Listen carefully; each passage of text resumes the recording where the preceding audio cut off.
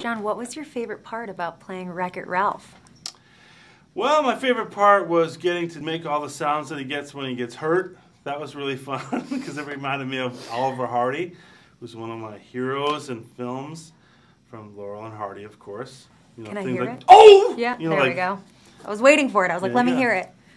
There's many variations of that, and Ralph is kind of a bumbling guy, so he's always knocking his head on things, or things are smashing his toes, stuff like that. He was a very interesting character that I grew to love towards the end of the film. I fell in love with him. Oh. Pretty much all the characters. Well, you kind of fell in love with me. Yeah, in some sort ways. of. I think so. I think when sort you of. snuck up on me over there. Right now. What drew you to do this film? Because it's a little bit out of your demographic. So lending your voice to this. What is my demographic? I hadn't even considered that. Well, I don't know. I'm going to get my people on there. What's my demographic?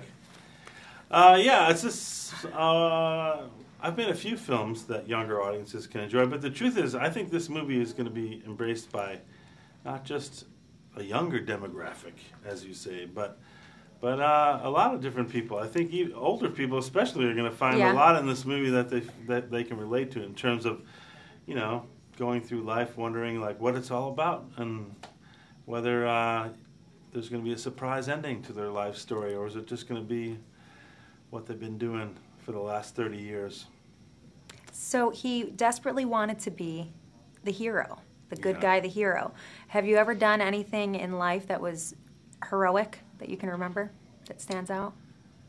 Well, a true hero doesn't brag about those things, I'm afraid. So, yes, I have, but the heroic thing would be not to talk about them. Ever save a cat out of a tree? No, I'm someone who, you know, there's sometimes when people get hurt or they have to go to the hospital or a bad accident happens or someone suddenly gets into a great deal of danger, some people panic. I go really calm. Like, I'm the person who's like, oh, okay, well, you need to go to the hospital.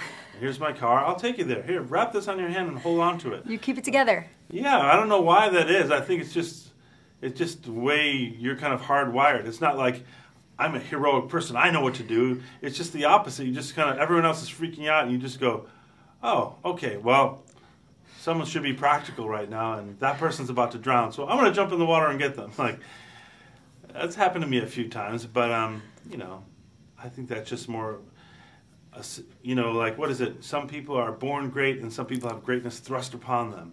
You know, so you just find yourself sometimes at moments where you're like, wait, someone needs to do this. You know, like, that cat's about to get hit by a car. Someone goes, block traffic for a second, and hopefully you answer that voice in your head when it comes. That's amazing. I think I'm a hero just from your description just now. There you go. So, what's your favorite part about the film?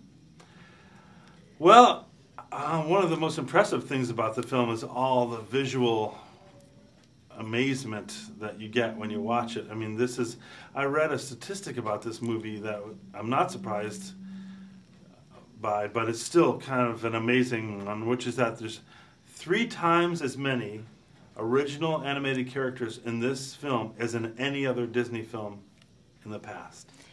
So there's such a rich visual palette that you're looking at.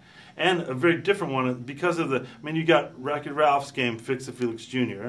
You've got Sugar Rush, which is Vanellope, the little girl I befriend in the movie, her game. Then you've got Hero's Duty, which is this intense space bug alien war game. And then you have this place called Surge, the central station of the game, which is essentially just the outlet where all the games are plugged in. It's the one place where the people from other games can kind of socialize.